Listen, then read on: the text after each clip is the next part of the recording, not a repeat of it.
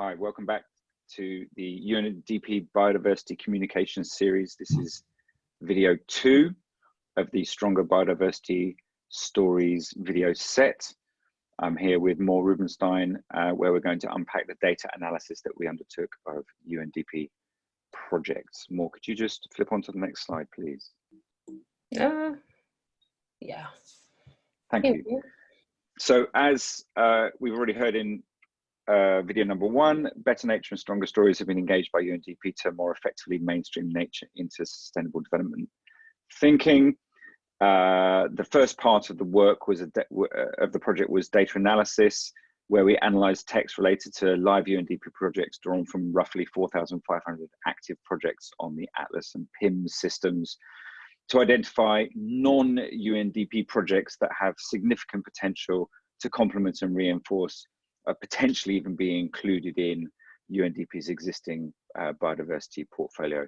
The summary of the findings or the initial findings from this work, alongside the process, is the subject of this video, video number 2. Could you just move one slide on, please, Moore?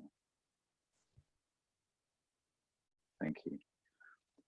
So the headlines, which we'll return to right at the end, is that provisionally we think we've identified the potential to increase biodiversity portfolio across UNDP by up to 28.5% by simply aligning existing UNDP projects with high levels of synergy with the biodiversity portfolio. In some individual country levels, this can go up as far as a 60% increase in the biodiversity portfolio. However, we need to take this with a pinch of salt, and further work is needed on this analysis, both at the data level and qualitatively with country office, bureau and thematic program staff to identify whether this is possible. At this point, if you go forward one more slide, Moore, at this point, I'm going to hand over to Moore Rubenstein, who led us through this data analysis, was our research and project lead for this element of the work, and is the program manager of 360 Giving in the UK. Moore, over to you. Hello, everyone. So we are doing this. So after understanding what needs to be done, we need to find data. We were basically supplied with 3 different data sets. One of them is the Atlas project data sets, that also basically the data sets behind the transparency portal of the UNDP. We there had all the active projects of 2019, which is a lot. It's 3,224 rows. Next to it, we have a PIMS data set that has a lot more rows, 5,175, but less projects, because each PIMS project can have multiple rows, basically describing multiple years. So we had to do that. And then we have the UNDP financial report, which is 858 rows, that is actually a representation of the biodiversity projects that are out there. So that helped us to connect between the 2 data sets, but we'll touch it later. We had to basically analyze all of these together in order to find our answers. So that's about finding data. So one big step of data analysis is cleaning the data and making sure we have data that is relevant for the analysis.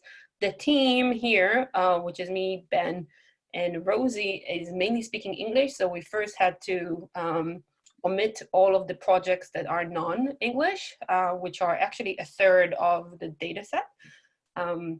So we used a very nifty Google Translate feature that allows you to find, basically, to categorize the language of a cell. So that was very helpful, and we found that 70% of our database is English, and this is what we kept for further analysis. We then had to move forward and within the English grants to see how many words they have. And we're looking for the amount of words, because the more words we have, the better analysis we can do with the data set. So the Atlas projects, if you remember, are also on the transparency portal, and they actually pretty short. The words in the titles are 6, and the word in description both the median and the average are 23. And the maximum that you can find is 47. That's also not unique to the UNDP. It also happened to other transparency projects around the world that use the IATI standard, but it's actually not really helpful when you try to do word analysis. The PIMS datasets, the biodiversity projects, are actually lengthy in a good way. So you can see that the twice amount of words in the title, but also 10 times more, even more than 10 times on words in description, which allow to basically do a lot more data analysis and to classify projects better. However, here we needed to find non-biodiversity projects, we need to find biodiversity project within a non-biodiversity environment, meaning we needed to have lengthier description in the Atlas projects. So what we had to do at the end is to think of a way forward, because Atlas doesn't allow you to have high performing algorithm on them to actually find this classification that we need. So we had to drill down a bit. Doesn't mean that the quality of it at the end is bad. We just had to think what to do. So we decided on a path. So we decided that what we're going to do is to understand what are the biodiversity projects that we have, understanding what are the keywords that we can actually take from them, and then to find, like from the Atlas project, and then to find them in other Atlas projects that are out there, which sounds really nice, but we had one problem. And the problem is that not all the projects have the same identifier. So identifiers are numbers or keys that basically allow you to find a specific. In this case, we had to deal with 3 different keys. So we had to deal with PIMS ID, Atlas projects IDs, and Atlas outcomes IDs. The problem is that each PIMS project can have multiple Atlas projects IDs. Each of them represent a different calendar year of a PIMS project. But also the data sets that we were using didn't, like the PIMS data set didn't have the Atlas project ID on only the Atlas outcomes ID. So we somehow had to find the Atlas projects ID, the specific one for a project, which we were able to do at the end of the day, but this took us a bit more time in between. It was really helpful if all of the UNDP datasets will have all the IDs, so it will be easy to find in between projects, which one of them is a PIMS and which one of them isn't. So we had to clean the data again, and after cleaning it, we came into 2 new segments, which was great. So within the Atlas projects, we found that there are 79% of projects that are non-biodiversity, and 21 projects that are related to biodiversity projects. Notice. Sorry, just to clarify, that's 79% non-biodiversity projects and 21% biodiversity projects. Yes. That's correct, Mo? Yeah, sorry, I read it like the other way around. All good. But it's really important to notice that we had 800 projects, PIMS projects in the beginning, and at the end we only found in the Atlas project dataset 689, meaning we were missing some projects, and there are projects between datasets that we can't account for. And I think something that the UNDP should look at why not all the PIMS projects are there for a calendar year. But at the end of the day, we found that 21% of all of the portfolios are biodiversity projects, which is great. It allows us to understand what we're working with. So what we've done is we've done a keyword analysis. It's a very easy analysis that basically looks at what are the keywords in the text. We compiled all of the descriptions and the titles of a grant, and we put it into an open algorithm, and it got us all of the words. The algorithm is smart. It doesn't use any stop words like and or an a, and it gave us a big list of words. You can see the word clouds that come from the first analysis that we've done. What we then decided to do is to manually decide which words are specifically unique for biodiversity. So the word project, for example, is not unique for biodiversity, but the word sustainable, for example, or conservations are. So after doing an analysis of looking how repetitive each word is in the corpus of the grants, we found 34 unique words. Those unique words were then queried on the non-biodiversity dataset to try and get a new segment, which is the segments of these are suspected projects of biodiversity. So we've done that. So now when we have this maybe new category, we had to basically verify the data.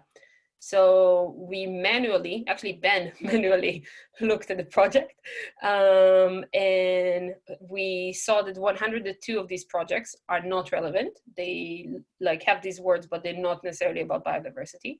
We found there are 160 projects that might be relevant and need further investigation.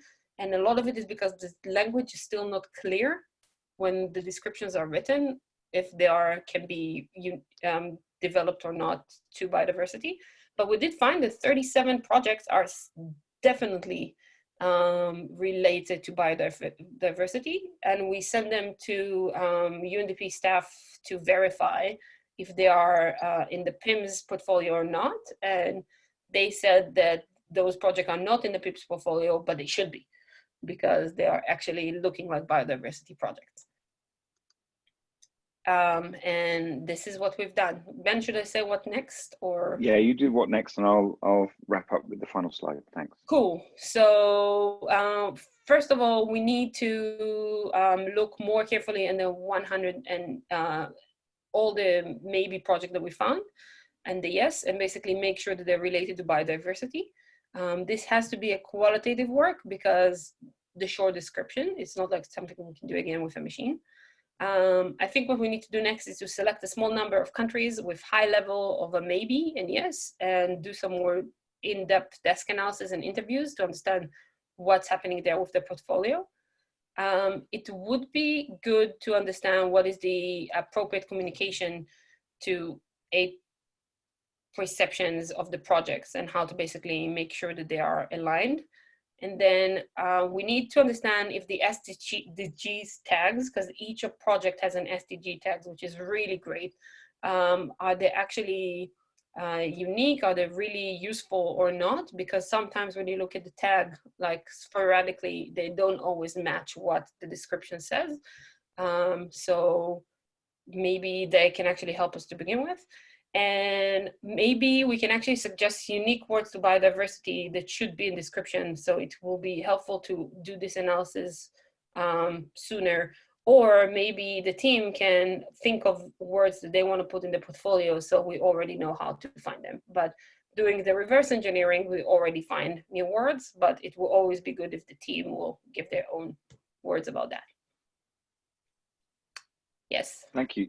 Thank you very much, Moore. So just to recap on the findings, we identified almost 200 projects, which amounts to 7.75% of the 2,500 or so English language projects that are not currently in the biodiversity portfolio, but have a very strong potential alignment to that portfolio.